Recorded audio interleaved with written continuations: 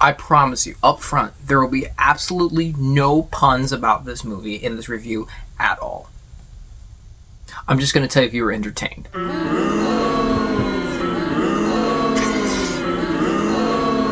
Had to.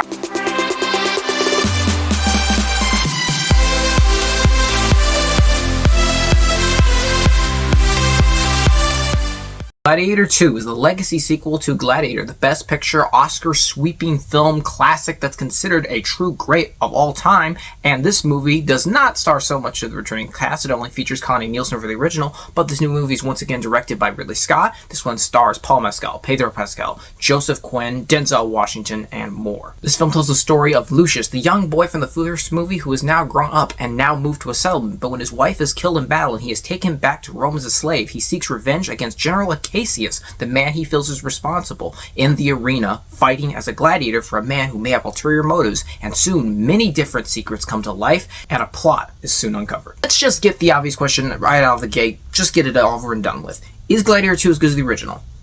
No.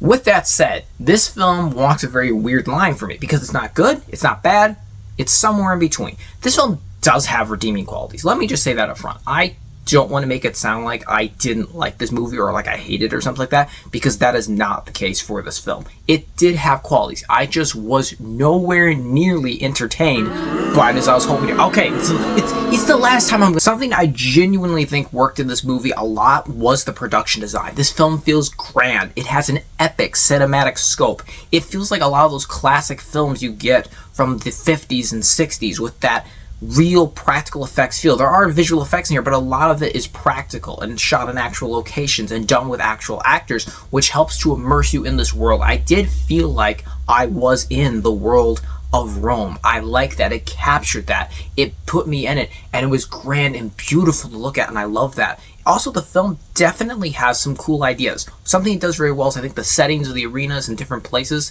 There's a fight where it's just in a bar of two people going at it with our lead character and another guy, and I kind of like that. It was more of a betting match, and it was a more hand-to-hand thing, which was something we didn't see in the original. I liked that a lot. It was well done. There are some cool ideas throughout. I like the way they got the politics involved in here. You know, it's not like this has anything to do with modern politics about a rising empire that suddenly seems like it's crumbling under the pressure of new people who are constantly not seeing eye to eye in government, and the people themselves are turning against all their leaders, and there's mistrust, and it seems like there's a lot of people who want to overthrow the government. The film is also very well paced. I didn't feel the runtime at any point in this movie. It did manage to keep going in a way where I was at least paying attention, and I didn't feel like I was checking my watch every 5 seconds. The performances in here are also pretty good throughout. Paul Mescal's our lead. I don't think he brings that gravitas, that emotion, and that trauma that Russell Crowe brought, but he definitely is very good. He is a suitable lead for this film. Pedro Pascal, I think, is very good. He plays a role of a man who has his conflicts with Rome now, and he doesn't see eye to eye with them, and he conveys that very well. Denzel Washington is good in here. I think in some ways he goes too flashy, in other ways he does it just right. He walks a fine line. I'm not too sure how I actually feel about his performance yet. I have to think about it, if I'm being honest. The two emperors were all right. They felt a little too much and over the top at times, and I didn't like it. It fell into cartoonism, I feel like, during certain points of the movie, which does begin to lead me into my criticisms of this film, which is that the movie is flawed. This movie is pretty much a copy-paste of the original. Like, if I were to tell you the plot of the original movie, you basically would know the plot to this movie, minus some stuff that gets mixed up in the third act, like, we were different, see? The main problem with this movie is it lacks the emotion. It lacks that character depth that the first one had. Even the death of Lucius' wife isn't played the same way, because A, he gets a proper goodbye with his wife. Maximus never had that, which makes the death of Maximus' family so much more brutal. Lucius also just seems to move on from her death very quickly.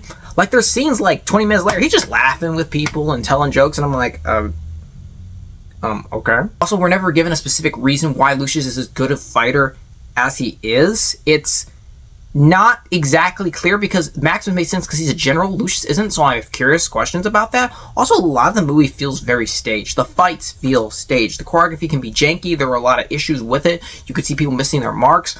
There's like the CGI rhino scene where the whole thing he tries to do just ends up with him getting knocked off his feet in the end anyway.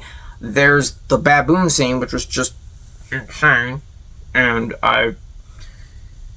I was deeply confused during that sequence on levels of which I have never been confused before, deep down within my own soul. It was...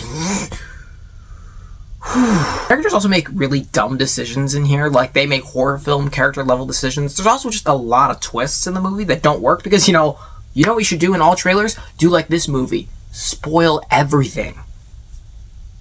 That way I have no surprises when I go into the film. The movie also just doesn't feel alive. The cinematography is very flat, and I think another problem is this is one of the most miserable music scores I have ever heard. It just doesn't capture anything, especially when you have that Hans Zimmer score to compare it to, and it'll play beats of that, so then you're reminded how good that is, and you just listen to it, and you're like, damn, That's the main problem. This movie, I don't want to draw comparisons to the original, but it consciously makes efforts and callbacks and things to leave me with no other choice. And another problem is the payoffs in this movie don't work. The third act itself is just a mess. So much has happened in the third act and it's resolved way too quickly in a horribly cheesy, weird way that makes no sense, that just fucks with history in a way that I can't even excuse. The movie's also extremely historically inaccurate. There are sharks in the arena. There were not sharks by Rome, and even if there were, there's no way to transport them. There's also a scene where a guy reads a newspaper before literally the printing press was invented. The CGI in here also is just very bad, and the battles themselves lack weight. There's nothing behind the fights. That's the problem. And what's insane is Ridley Scott made both of these movies. So I don't get how he had this fall off after making this sequel basically 2 decades after the original. 2.5, actually. And this movie definitely, I think, fails on a lot of levels to be good. I wish I liked Gladiator 2 more. I wish it had been great. I do think it's something you should see in theater. I think if you have a day where it's like a $5 Tuesday, go see this. It's a good theater movie. It's a good experience.